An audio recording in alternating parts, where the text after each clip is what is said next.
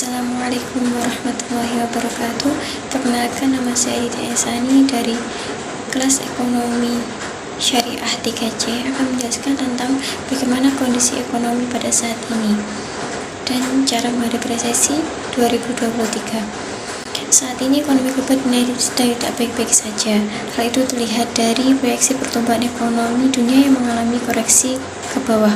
Untuk tahun 2022, proyeksi dari World Economic Outlook (IMF) hanya 3,2%, dan tahun depan pertumbuhan ekonomi dunia juga diperkirakan akan semakin melemah di angka 2,7%.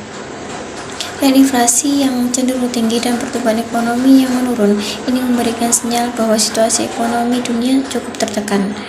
Namun demikian, kondisi Indonesia masih relatif resilient dengan proyeksi pertumbuhan ekonomi tahun 2022 tetap di 5,3% dan proyeksi di tahun 2023 berada pada angka 5,0%.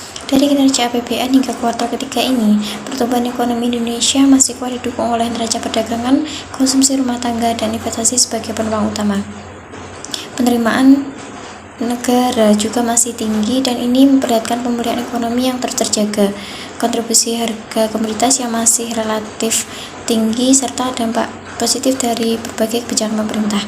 Meski begitu, masih tetap diperlukan penguatan koordinasi dalam mewaspadai perkembangan risiko global, termasuk menyiapkan respon kebijakan menghadapi resesi 2023. Yang pertama yaitu mengatur ulang pengeluaran, yaitu mengeluarkan uang sesuai dengan kebutuhan atau mengeluarkan uang untuk kebutuhan mendesak yang bersifat primer.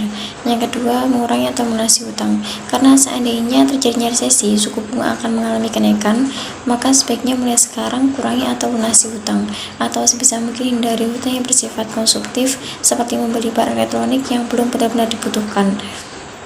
Yang ketiga, siapkan dana darurat. Sisihkan uang setelah gajian. Jadi sebelum membelanjakan uang gajian itu, sebaiknya kita menyisihkan dana untuk keadaan darurat di kemudian hari. Yang keempat, mencari sumber pendapatan lain. Selain pekerjaan utama, kamu juga bisa memanfaatkan waktu luang dengan mencari pekerjaan sampingan. Apabila kamu bekerja pada jam 7 pagi hingga jam 4 sore, maka kamu bisa memanfaatkan sisa waktu setelah jam 4 sore dengan memberi bimbingan untuk anak SD atau berniaga. Yang kelima, investasi. Kamu bisa memanfaatkan dana lebih yang kamu miliki untuk berinvestasi.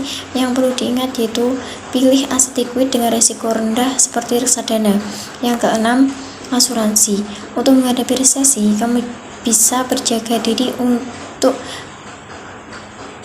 menghadapi resesi ini dengan memiliki asuransi kesehatan dan asuransi jiwa. Ingin kuliah sambil kerja? Join KAI Pangeran Diponegoro Nganjuk. Yuk, sekian pembahasan dari saya. Terima kasih telah menonton.